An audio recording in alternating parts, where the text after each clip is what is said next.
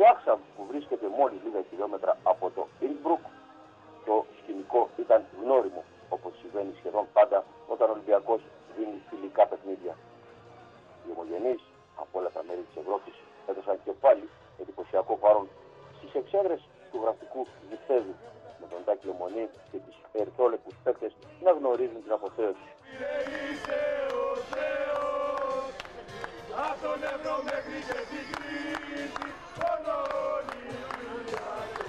Μπορεί το παιχνίδι να είχε φιλικό χαρακτήρα και να ήταν ένα μάτς προετοιμασίας και μόνο. Όμως οι Τσέχοι δεν ήταν λίγες φορές που αγωνίστηκαν σκληρά με τον αυστριακό διαιτητή να αναγκάζεται να δείξει πολλές φορές κίτρινες κάρτες.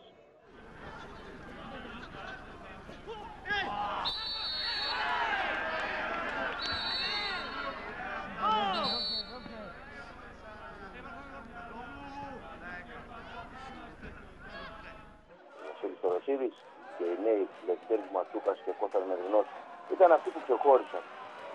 Ο πρώτος με τις υπέροχες πάσες του, δημιουργός των καλύτερων ευκαιριών για τους ερυθρόλεπτους.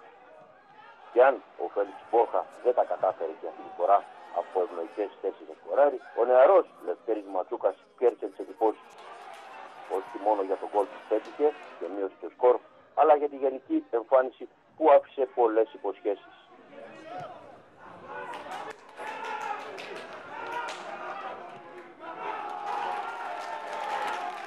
Λευτέρη, φαντάζομαι ότι και αυτό το γκολ, γενικά η εμφάνισή σου αφήνει ένα καλό μήνυμα για όσους ελπίζουν ότι ο Ολυμπιακός μπορεί να βλέπει τα νέα παιδιά. Εσύ τι λες? Εντάξει, δεν θέλω να σταθώ στην απόδοσή μου, αλλά τα παιδιά βλέπω ότι ήταν πολύ δύσκολο το μάτς, σκληρό πολύ. Το αντίξιο το χόρτο ήταν πολύ βαρύ. Είναι δύσκολο στις συγκέντρες της προετοιμασίας, τα παιδιά είναι βαριά. Εντάξει, όλα τα παιδιά συγχαρητήρια, δεν είναι μόνο ασταθώς εγώ. Το Ρωσία έβγαλε 4 από τις βαριές, ήταν 4 γκολ. Δεν ήταν μόνο το τελείωμα. Αλλά όπως και να το κάνουμε, ένα γκολ σου δίνει τον αέρα, ξέρεις, αυτό που θέλει κάθε νέο παιδί. Ναι, αυτό είναι σημαντικό, ναι. Η ψυχολογία είναι μεγάλο μέρος. Εντάξει, Λεμονής λέει ότι δεν τον ενδιαφέρουν τα αποτελέσματα, φαντάζομαι και εσύ το ίδιο απαντάς. Ναι, είναι πολύ δύσκολο, δεν μπορείτε να φανταστείτε. Οι προπονήσεις είναι σκληρές, τα παιδιά βαριά, 45 λεπτά βγαίνει σαν να είναι 3 παιχνίδια. Βλέπετε εσείς τα νέα παιδιά, εσύ, ο Μεντρινός, ο Φακίνος, ο Παναγόπουλος, ο Παπαδόπουλος, ότι κάτι πάει να αλλάξει στον Ολυμπιακό γιατί αφορά τη συμπεριφορά σε παιδιά μικρής ηλικίας? Ναι, δεν νομίζω να έχουν ξανάρθει τόσο μικρής ηλικίας παιδιά σε ποιότητα, ας πούμε, και σε αριθμό 4 παιδιά, μικρά παιδιά στην πρώτη ομάδα. Νομίζω ότι πάει να γίνει κάτι. Τα νέα μεταγραφικά αποκτήματα των πρωταθλητών μπορεί να μην αγωνίστηκαν σε αυτό το μάτι, αλλά κέρδισαν τις εντυπώσεις εκτός αγωνιστικού χώρου. Λουτσιάνο Γκαλέτη και Ραούλ Μπράβο φωτογραφήθηκαν και μοίρασαν αυτόγραφα στους φίλους του Ολυμπιακού και γνώρισαν για τα καλά την αγάπη του κόσμου από τις πρώτες ημέρες τους εδώ στην ομάδα. Μία ήττα που μπορεί σαν αποτέλεσμα να μην άρεσε, αλλά η φιλοσοφία στον Ολυμπιακό είναι γνωστή. Τα παιχνίδια αυτά είναι αγώνες προπονήσεως και τίποτα περισσότερο. Νομίζω ότι είναι γεγονός ότι σε κάθε προετοιμασία γίνονται αυτά τα φιλικά για να μπορούμε κάθε προπονητής να βγάλει τα συμπεράσματά του και όπως είπες εσύ, τα αποτελέσματα νομίζω δεν μετράνε καθόλου.